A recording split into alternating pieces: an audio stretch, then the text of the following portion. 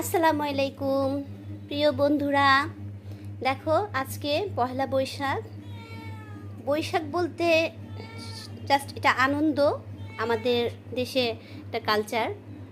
আমরা এই আনন্দ ফ্যামিলি নিয়ে উপভোগ করতে চাই, এই জন্য এই আয়োজন।